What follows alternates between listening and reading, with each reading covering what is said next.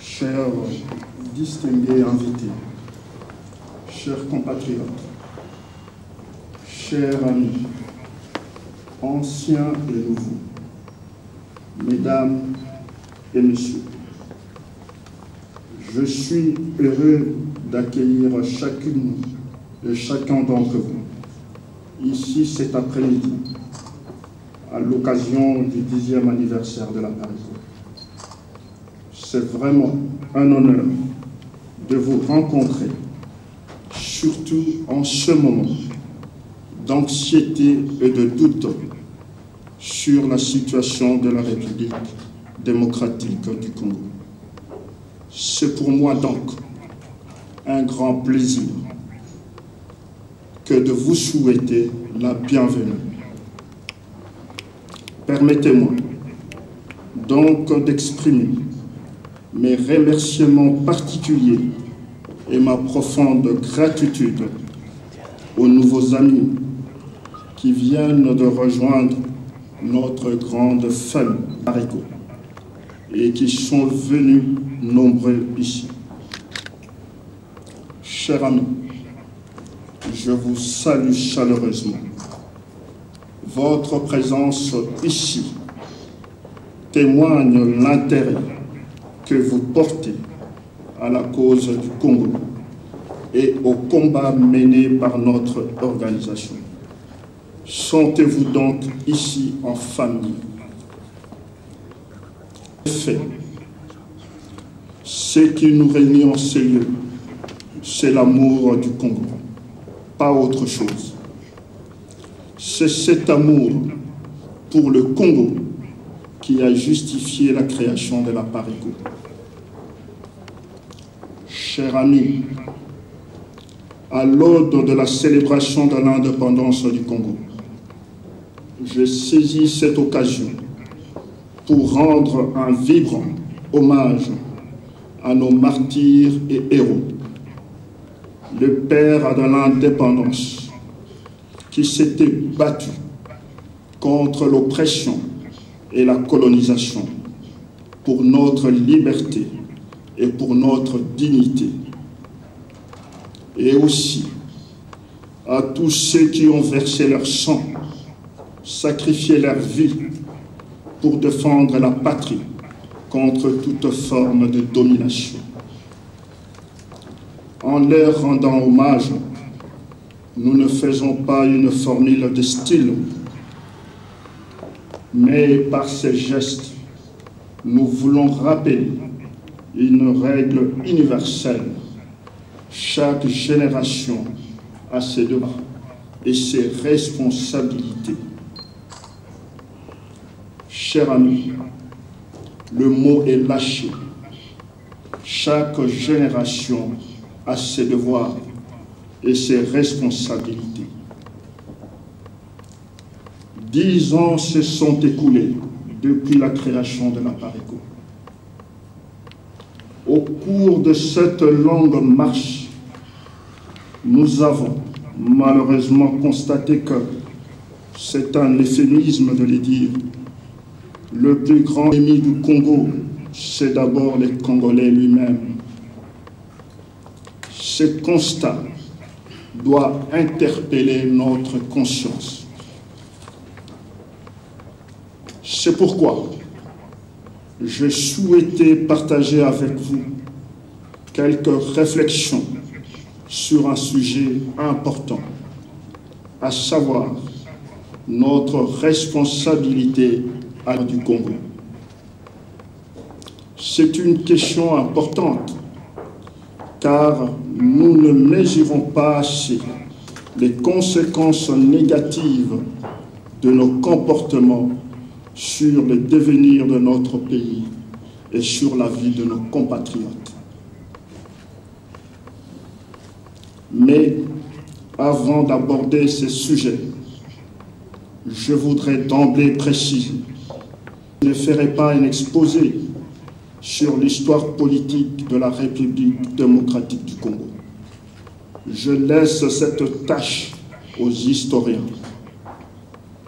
Je ne parlerai pas non plus sur la responsabilité de certaines puissances étrangères sur le malheur du Congo.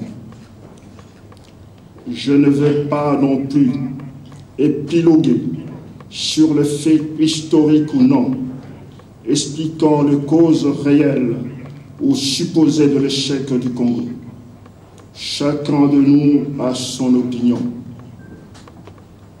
Aujourd'hui, moi je parlerai plutôt politique, parce que la problématique de la destinée d'un peuple est une question de responsabilité politique. Et la politique, c'est mettre d'abord les intérêts du peuple au cœur de la réflexion et de l'action. Chers amis, comme héritier et ayant droit du Congo, posons-nous les questions suivantes. Qu'avons-nous fait de notre héritage, de notre pays, la République démocratique du Congo? Et que comptons-nous faire maintenant pour son avenir? Voilà les défis qui se présentent devant nous. Il est évident que nous ne pourrions relever ces défis que si nous avons un sens de responsabilité.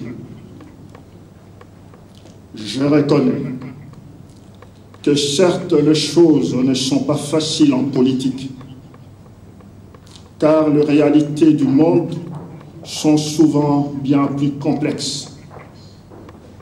Mais il n'est pas moins vrai aussi que l'histoire de l'humanité a démontré qu'une nation déterminée est capable de forcer son destin. C'est une réalité politique et spirituelle. Et dans ce combat de recherche et de reconstruction d'un nouveau Congo, une chose est sûre, la renaissance du Congo ne viendra pas de nos condamnations des uns et des autres, ni de nos lamentations. La renaissance du Congo ne viendra que si nous lèvons, si nous agissons. C'est pour cela nous devons être des hommes et de femmes engagés, de gens de conviction et de vision, des militants et des acteurs. Il nous faut effectivement un sursaut de conscience pour s'inscrire résolument dans la voie de l'action, pour mener ce combat avec vigilance et fermeté. Ce combat doit être celui de la vérité. Il faut cultiver l'esprit de vérité en nous. Il faut dire la vérité aux Congolais, car le mensonge ne sauvera pas le Congo. La vérité, c'est dire clairement ce qui se passe dans notre pays. La vérité, c'est d'avoir le courage de qualifier clairement la nature de la crise qui sévit dans notre pays depuis 1998. La vérité, c'est identifier et nommer clairement les ennemis du Congo et des Congolais. C'est appeler le chat par son nom. La vérité, c'est reconnaître que, par notre faute, les Rwandais Tutsis ont pris possession de notre pays. La vérité est que vous savez cette vérité et les Congolais le savent. Chers amis, lorsqu'on occulte cette vérité-là, comment pouvez-vous combattre une chose dont vous ignorez l'existence? Chers amis, voici notre responsabilité. À ceux qui ne disent pas la vérité aux Congolais, à ceux qui pactisent avec le pouvoir d'occupation, à ceux qui préfèrent remplir leurs poches au préjudice du Congo. Nous devons, sans aucune ambiguïté, les considérer et les traiter comme de collabos, comme des traîtres, comme des ennemis de la patrie. Il faut les dire maintenant et tout de suite. Il faut les dire ouvertement et publiquement. Il faut les dire autour de vous, à vos familles, à vos milieux professionnels, à vos amis. C'est ici que j'entends les cris de Pikavita. C'est ici que j'entends les cris de Simon Kimbangu. C'est ici que j'entends les cris de Patrice Emery Lumumba. C'est ici que j'entends les cris de Maurice Polo. C'est ici que j'entends les cris de Joseph Okito. C'est ici que j'entends les cris du cardinal Frédéric Etchou. C'est ici que j'entends les cris de Monseigneur Emmanuel Catalico. C'est ici que j'entends les cris de tous nos martyrs anonymes qui sont morts pour les Congos. Mes chers amis, ces cris nous recommandent de prendre le temps de regarder quelle direction va le Congo, de voir dans quelle situation se trouve le Congolais, d'examiner sans complaisance les causes de notre incapacité à reprendre possession de notre pays. Mes chers amis, pour vaincre, nous devons d'abord aimer le Congo et les Congolais. Il faut aimer sa patrie comme on aime notre chair. C'est la condition sine qua non. Parce que on ne peut pas se battre pour une chose qu'on n'aime pas. Ensuite, nous devons rompre avec les habitudes et le comportement du passé qui ont causé beaucoup de tort à notre pays. Enfin, nous devons également rompre avec l'idéologie de laisser-faire qui a pris corps dans l'esprit de beaucoup de Congolais. Mes chers amis, je vous conjure de ne rien laisser passer de nature à compromettre l'avenir du Congo. Disons donc à tous ces collabos que le temps de la complaisance est révolu. Nous devons le pousser à leur dernier régiment. Ces gens sont connus.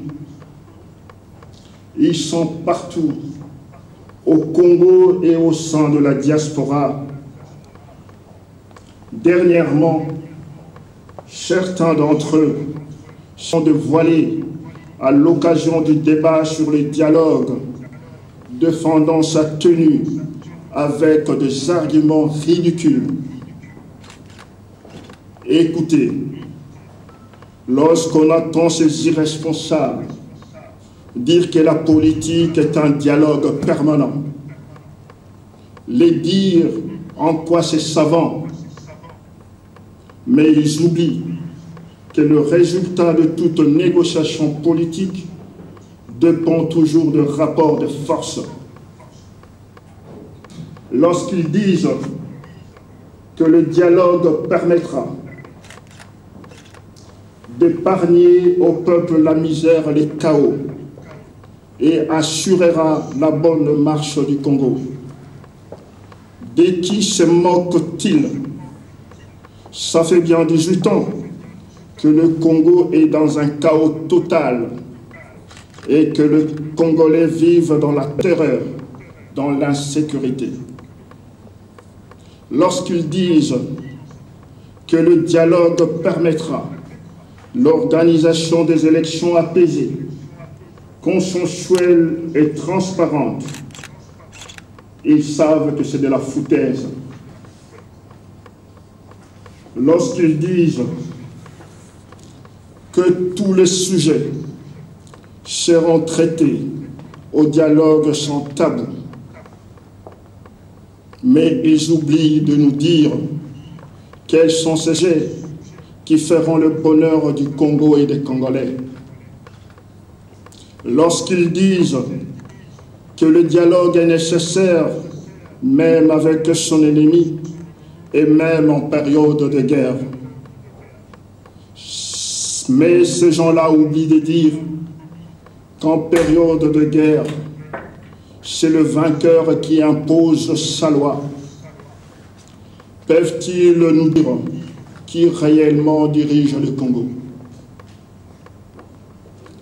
Lorsqu'ils disent que le dialogue a été recommandé par la communauté internationale, mais ça fait 18 ans que la communauté internationale a parrainé toutes les négociations politiques liées à la crise congolaise. Quel en est le résultat? Mes chers amis, voyez-vous, c'est vendu. Oublie même que chaque pays est singulier, que les solutions à une crise doivent s'adapter à la singularité du pays. Voilà le fossoyeur du Congo, les traîtres, les ennemis de la patrie. Nous avons le devoir de préserver le Congo de cette catégorie d'individus. Nous devons empêcher à ce corrompu d'avoir droit de citer. Ici, je voudrais souligner une chose importante. Le combat que nous menons n'est pas seulement politique, mais il est aussi intellectuel, mental et spirituel. Il nous faut donc considérer toutes ces dimensions pour éclairer l'opinion des Congolais sur le comportement de ces affairistes autoproclamés leaders politiques. C'est pourquoi, dans notre engagement, il faut être exigeant, rigoureux, avoir de la volonté et de l'énergie. C'est notre responsabilité d'y veiller. Voilà, chers amis, les grandes lignes selon lesquelles, je crois, doit s'engager notre réflexion et notre action pour ouvrir le chemin d'un véritable combat de libération de notre pays. Ensemble, nous pouvons ouvrir ce chemin. Si vous voulez que notre pays change, alors votre engagement personnel est donc essentiel, parce que la tâche est énorme. Nous devons unir nos forces, unir nos énergies. Cela doit être notre leitmotiv. Car c'est le temps du choix, c'est le temps de l'engagement, c'est le temps de la décision, c'est le temps de l'action, c'est le temps de convaincre autour de vous. Je vous remercie. Vive le Congo.